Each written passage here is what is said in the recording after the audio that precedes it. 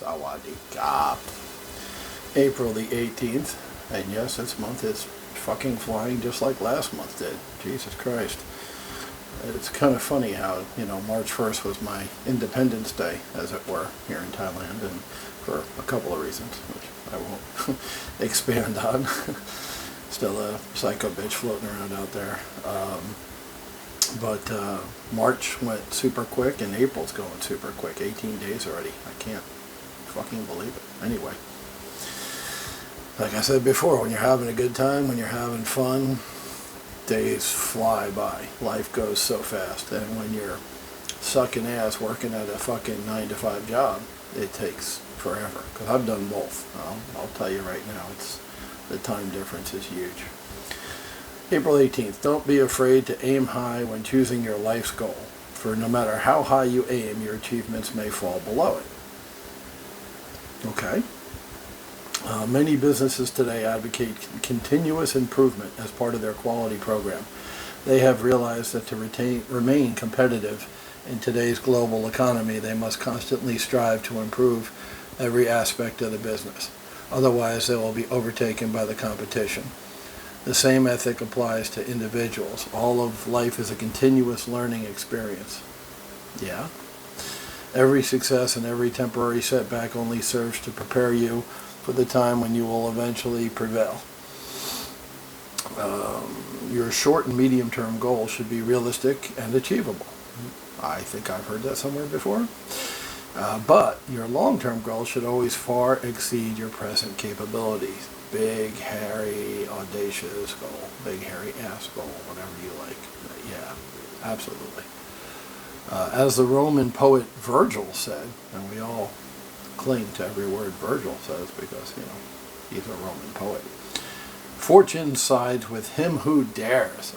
Okay. Plagiarized into Fortune Favors the Bold in the Leo movie, right? Daniel Day-Lewis and Leo DiCaprio, Gangs of New York. Fortune Favors the Bold. So fortune sides with him who dares. Same. Okay. Good. Right on. Go with your bad self, Virgil. Okay, so kind of reiterating, this is kind of what I was worried about a little bit, is that the book would be somewhat repetitive. I mean, 365 days to talk about having a good mindset. Once again, I look at accentuate the positive, eliminate the negative. Look at it as reinforcement. Number one, you're getting positive shit, not negative shit. That's good. Number two, it takes a little bit to learn. You don't sit down at the piano and play fucking Bach or Mozart. You sit down and learn your scales, and then you practice those scales every day, right? That's how you learn something. With me, it's guitar.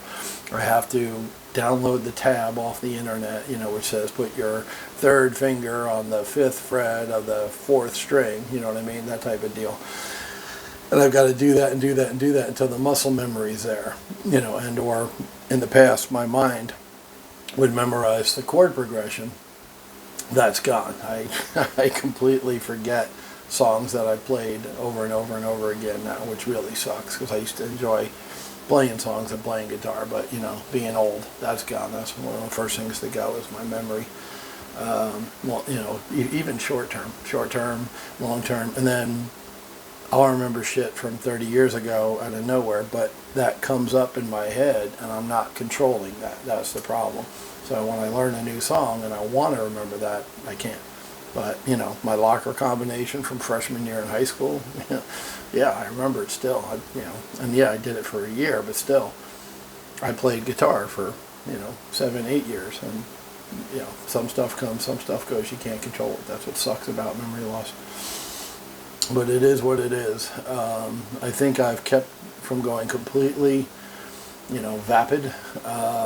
By number one, reading something every day, learning, keeping my mind active, trying to learn Thai, even though I'm failing miserably at it. And with my diet, doing the juices and eating better, losing weight, I think that's made me a little bit sharper, but still, I've lost a ton of mental capacity. So I don't walk around talking about removing people from the planet anymore. Not because I couldn't do it physically, even though I'm grossly overweight and old, physically broken down physically, I could still do that part. It's the mental part. People don't realize that the reason I stayed alive for 30 years in some sketchy situations was my mind, not my body. Yeah, the training, the body, whatever, it was easier because I was in shape.